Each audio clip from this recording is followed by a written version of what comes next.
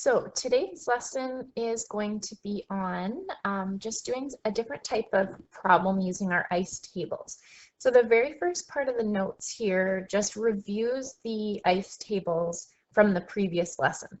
So I'm going to try and zip through it relatively quickly just because you've already had a lesson on this. So this is where we have a problem where we need to use the ICE table and we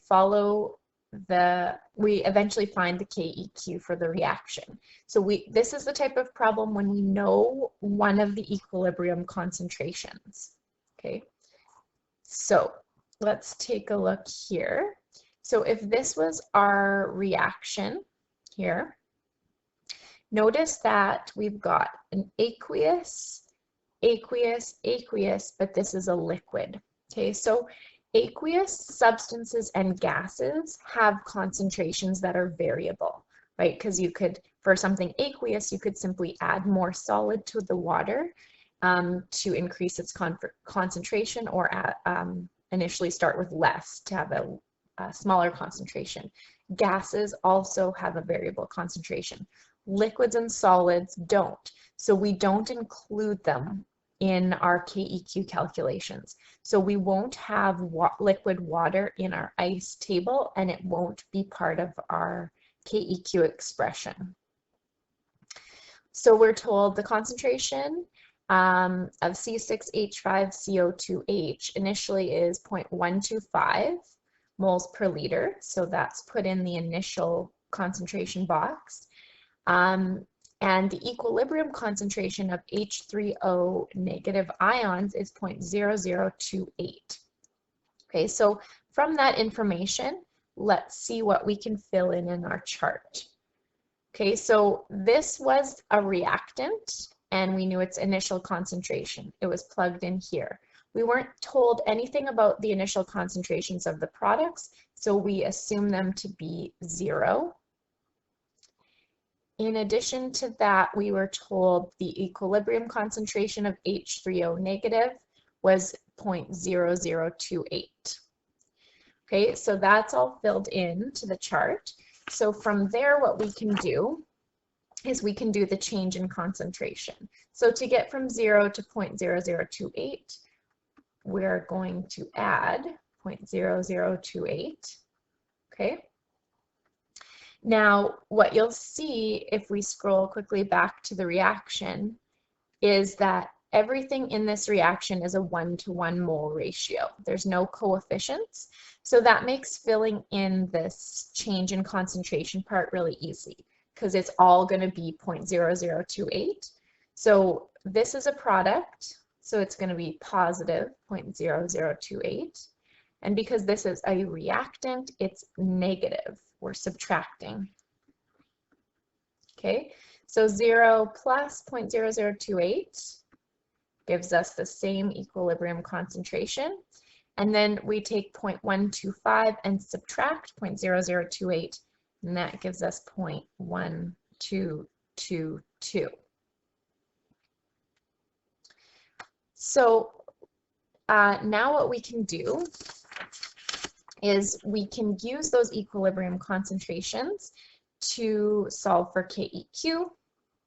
So the equilibrium concentration of C6H5CO2H, that was the reactant, is 0.1222 moles per liter.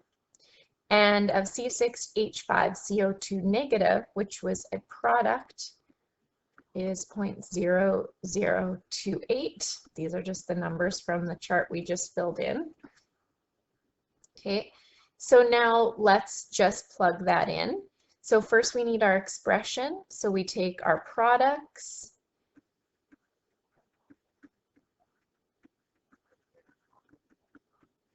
the concentration of each product, neither of which requires an exponent, so there's no coefficients, divided by the reactant.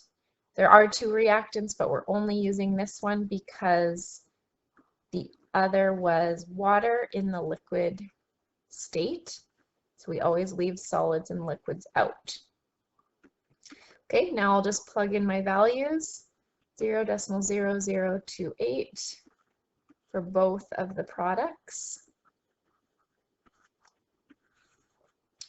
and 0.1222 for the reactant. And that, excuse me, calculates to 6.42 times 10 to the negative 5 for our Keq. Okay, so that's just a quick review of what we did on the last lesson. So now we're going to look at a new type of problem. We're still going to be using our ICE tables, but here we're going to only know the starting concentration. So this time we won't know one of the equilibrium concentrations. As we did before, we will only know initial concentrations, and from there we're going to figure out the rest. Okay, so we're going to use x as a variable to represent the change in concentration. We're going to use a negative x if it's a reactant, a positive x if it's a product, and we can add a coefficient to these if that particular reactant or product has a coefficient in the balanced equation. So let's just see how that looks. So here we have 0.5 moles of H2 and 0.5 moles of I2 are placed in a 1 liter flask. We'll should have a liter there. At 430 degrees Celsius, the equilibrium constant, Keq, is 54.3 at this temperature. Calculate the concentrations at equilibrium for all three species. So here's the reaction. We've seen this reaction before. Okay, so the steps are written out here, but I think it's easier to just do the steps instead of reading them to you. So our step 1 is to make our ICE table, which is made here for you. And step 2 is to make sure you know the concentration. So in this particular example, we weren't told the concentrations, but we were told how many moles were in a certain volume. So we would use C equals N over V. So for both H2 and I2, it was 0.500 moles, and it was in a 1 liter flask. So that makes it a 0.5 mole per liter concentration. Okay, so I'm going to put that in for both reactants. And then the product, I wasn't given any information, so I assume the product to be 0. Okay, for step 3, it says now because we don't know any of these equilibrium concentrations, we can't do our usual procedure here that we did in the last type of problem. So we're going to use x to represent this change in concentration. And then because we know reactants are decreasing, we use a negative x, and products are increasing, we use a positive x. And if there are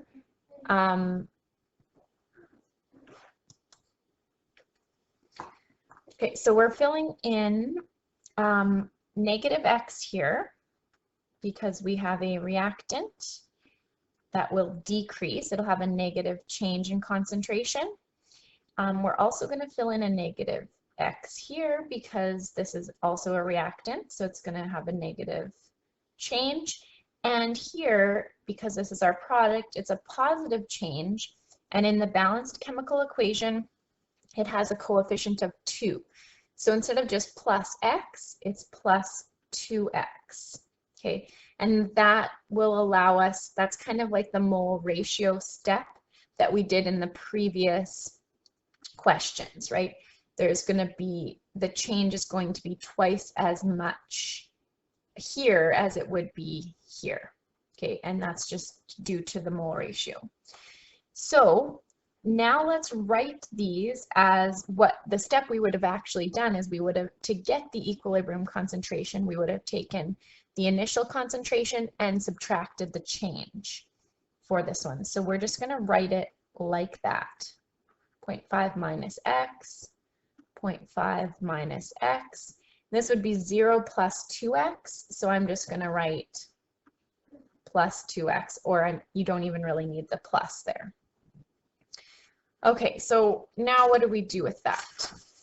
Okay, so we're going to set up our Keq expression, and we're going to substitute in the values. So Keq would look like this: concentration of the product squared because of the coefficient 2 divided by the concentrations of each reactant. Okay, so I'm going to now substitute into this expression what I know. So I was told in the question that the Keq value was 54.3. So I'm going to put that in for Keq. I know that the concentration of the product we represented with a 2x. Okay, the concentration of the reactants each was written as 0.5 minus x, 0.5 minus x. Okay, so now what we have to do is we have to solve for x.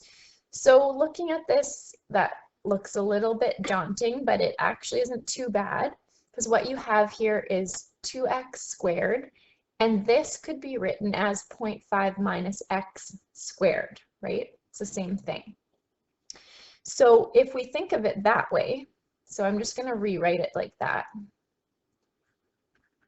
just so that the next step makes more sense. Let's write it as 0.5 minus x squared. So what we can do is we can eliminate those squares by square rooting both sides. So let's square root here, and we're going to square root here, right? This is just an intermediate step.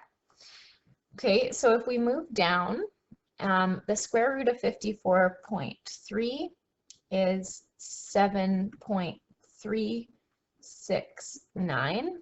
And when we square root this expression, it just simplifies it. The square root cancels the square, so it becomes 2x over 0.5 minus x. So the easiest way to solve from here is to cross multiply. So you can imagine this as a fraction over 1, and you just crisscross bottom times top. Okay, so we would get 7.369 times 0.5 minus x equals 1 times 2x is 2x. So I'm just going to expand this. So I'm going to take the 7.369 and multiply it by each value in the brackets. So the first value, 7.369 times 0.5, gives us 3.6845. Subtract 7.369x equals 2x. Now I want to get all my x terms together and my non-x terms together. So I'm going to add this to both sides. Okay, so I'll rewrite what I end up with. This would equal 9.369x. And now it's just a matter of isolating x by dividing by 9.369 on both sides. Okay, so therefore x is equal to 0.393. Okay, so let's use that value of x that we just calculated, and that will help us determine what the equilibrium concentrations are.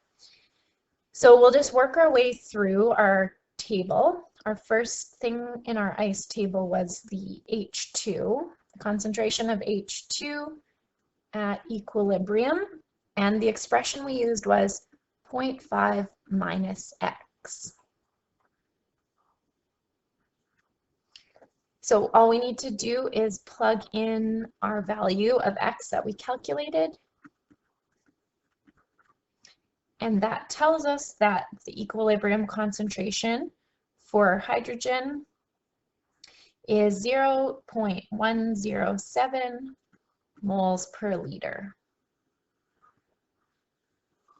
Okay, so we'll do the same thing for I2, and I2 started with the same concentration, and it was represented by the same expression, so it's going to work out to the same equilibrium concentration.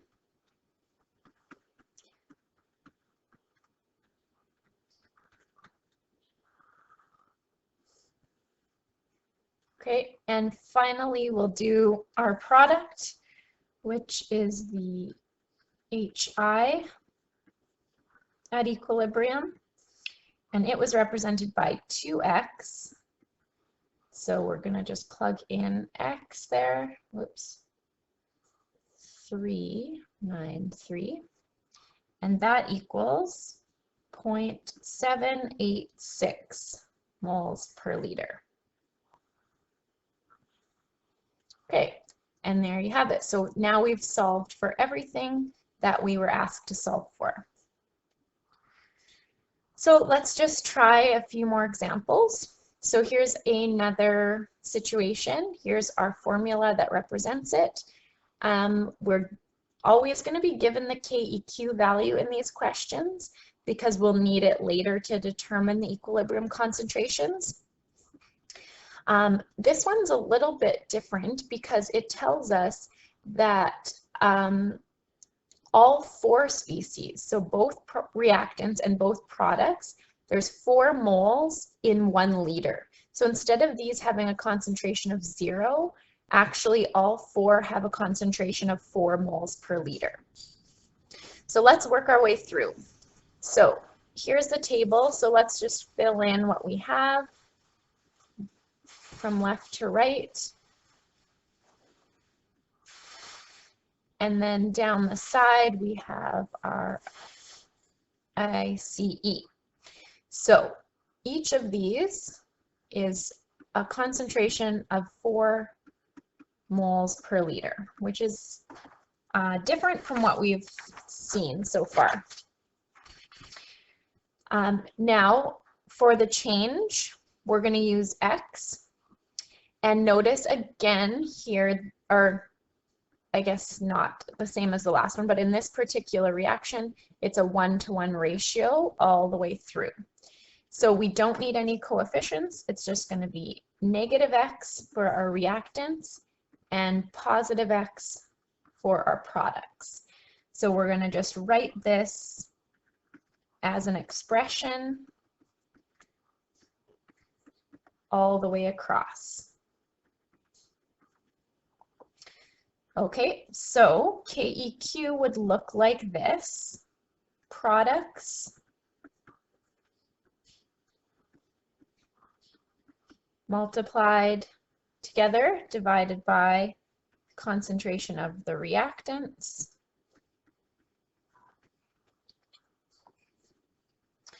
So let's skip over to the next page and we will plug in those values. So this would look, you can kind of do this in either space. I'm going to sub in up here and then solve for x down here.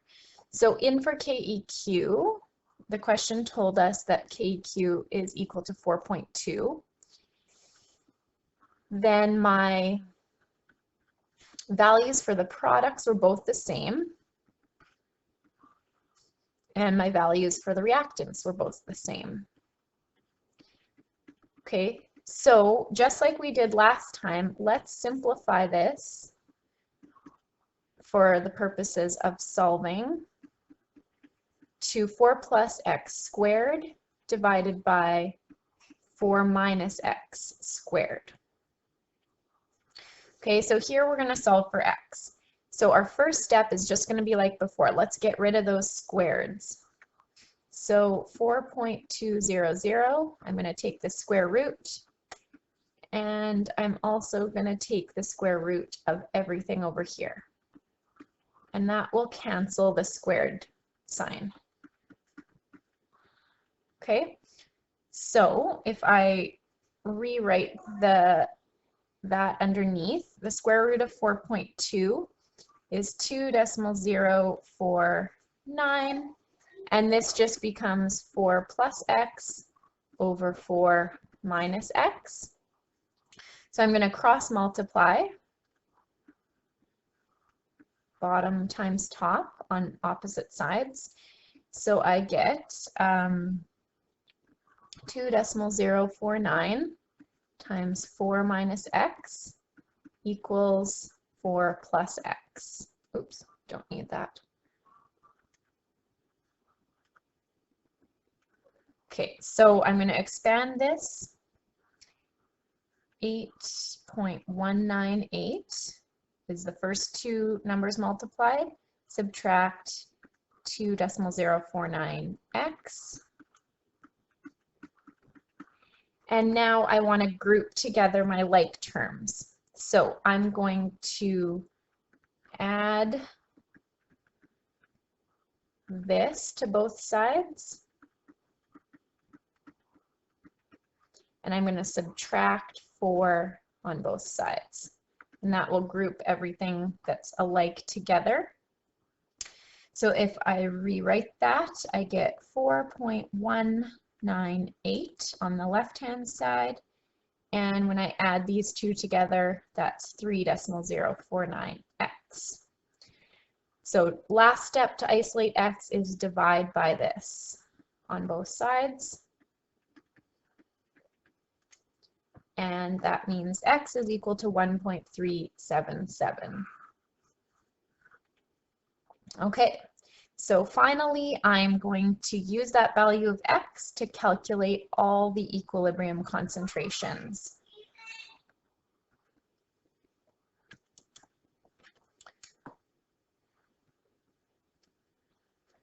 Okay, so the equilibrium concentration of carbon monoxide, the expression was for subtract x. So we're just going to plug in the value for x there. And that equals 2.623 moles per liter. Then we'll do our other reactant down here, which was water. Again, it's the same expression, so I'll just kind of skip quickly over. It's going to look just like this, so it's going to be 2.623.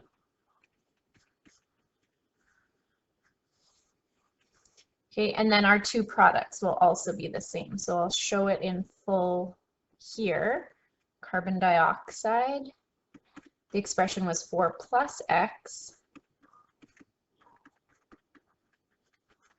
which equals 5.377.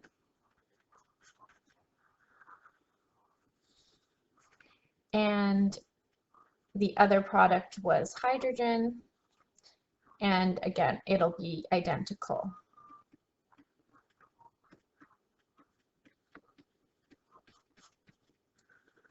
All right. Okay, so hopefully you get the hang of those. They always kind of have that same, these types of questions will always end up with a squared on the top of the fraction and a squared on the bottom. So you always go about solving them in the same way.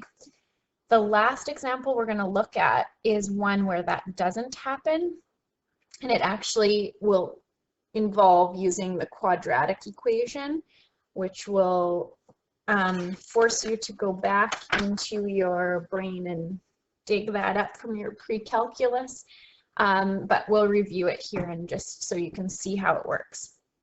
So here's our reaction. The equilibrium constant's 25.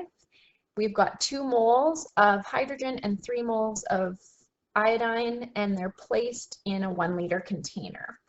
Okay, so right away, because our initial concentrations of our 2 reactants are different, that's where this is a little bit different from our previous example. So we're not going to end up with that squared value on the bottom of the fraction anymore, because these 2 are different. So that's why this whole quadratic equation is going to come into play.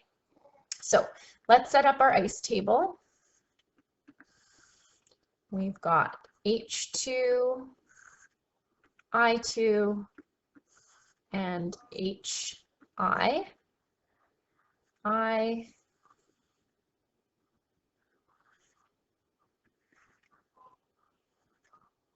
C, and E.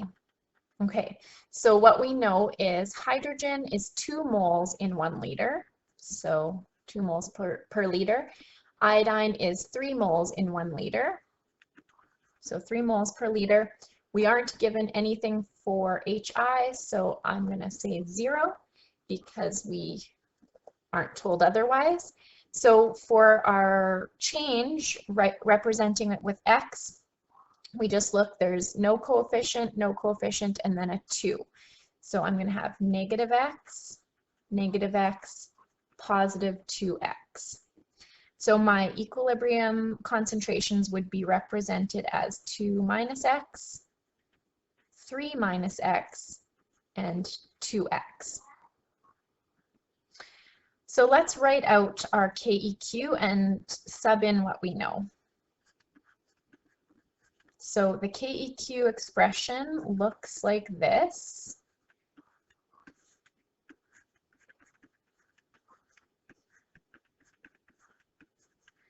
Okay, so let's plug in our values. So we know 2x goes in for our product, and that's going to be squared. And then we are going to put in 2 minus x times 3 minus x. Okay, so this is where you can see it looks different than before. We still have a squared value on the top, but we don't on the bottom. So we can't do the same square root step that we did before. Okay, so I'm just going to rewrite underneath with my value of Keq in here. So Keq is equal to 25, we were told. And I'm just going to expand the top out so that it looks the same as the bottom. So 2x squared is the same as 2x times 2x. And that's what the bottom looks like. So what we have to do is we're going to need the quadratic equation, but what we're going to do first is FOIL. So you probably remember that acronym from math class. So down here at the bottom, it just means first, outer, inner, last. So you're just multiplying each term in both of these brackets to expand this out. So let's just do that. So 25 equals, well, 2x times 2x would be 4x squared. Okay, then on the bottom, if we do first, 2 times 3 is 6. Negative x times 3 is negative 3x, or sorry, I skipped ahead there. So first was 2 times 3 is 6. Then outer is 2 times negative x, which is negative 2x. Inner is negative 3x. So I'm just going to combine that together right away. So negative 2x and negative 3x can be combined into one term, which is negative 5x. And then negative x times negative x is positive x squared. Okay, so what do we do with this now? Well, let's cross multiply just so we don't have this fraction to deal with anymore. And then we're going to eventually put everything onto one side of the equal sign and a 0 on the other side so that we can identify our A, B, and C in order to plug it into the quadratic equation. So I'm going to multiply this 6 minus 5x plus x squared by 25. So I'm just going to do, so 6 times 25 would be 150. Then 25 minus 5x, if I multiply those, I get negative 125x, and x squared times 25 is 25x squared. Okay, now my very last step before I can use the quadratic equation is I just need to move this 4x over and group it with the other x squared term. So if I subtract it, then my expression becomes hang on here. I'm just gonna, so this will become 21x squared, but I'm gonna write it in a different order. Normally we write the x squared term first. So this will become 21x squared. Then we write the x term next. And then finally the non-x term last, and set that equal to 0. So when we write it in this order, this number becomes a, b, and c. So our quadratic equation, I'm just going to write it here, is x equals negative b plus or minus the square root of b squared minus 4ac divided by 2a. Okay, so that likely looks familiar to you. So what we're going to do is we're going to sub in 21 in for a, negative 125 in for b, and 150 in for c, and then we're going to solve for this. Okay, so I'm just going to go on to a blank page where we have some more space to do that. Okay, so right off the bat, my first value is b. So it's negative b, and b itself is negative. Okay, plus or minus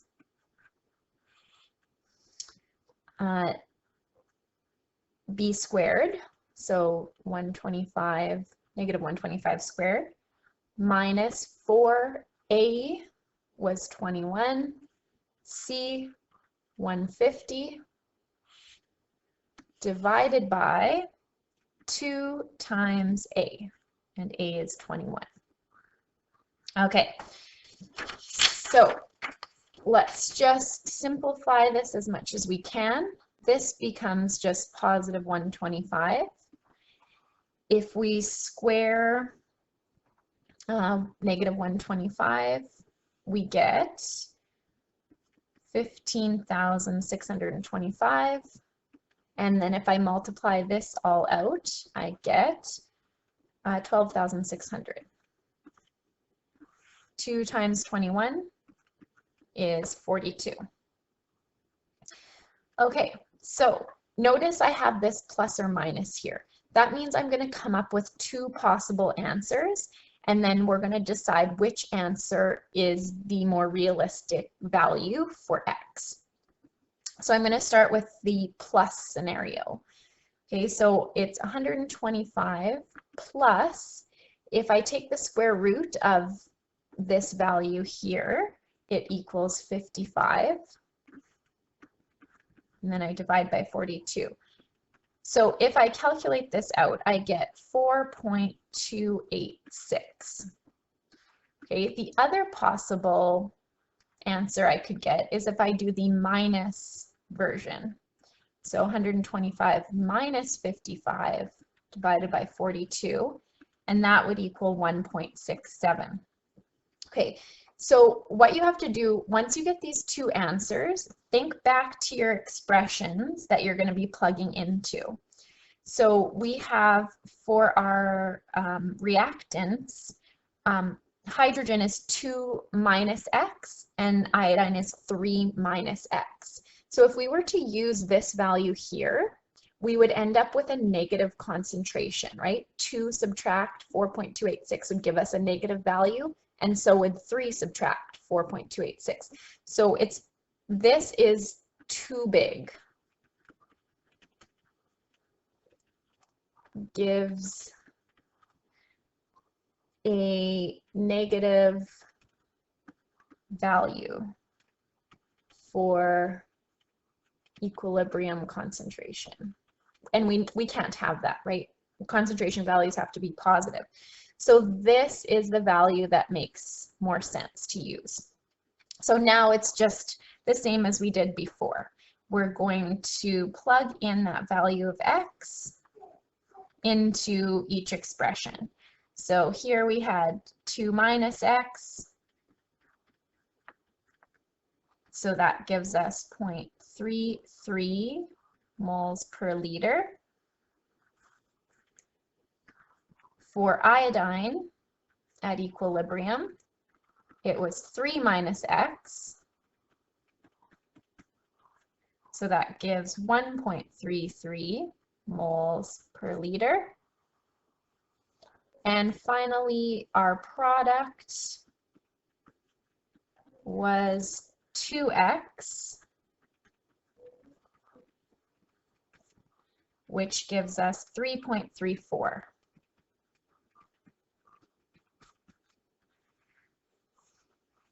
All right, so you can work on the worksheet number 4. I think there's one question on there where you'd use the quadratic equation, and the rest would be like the previous 2 examples.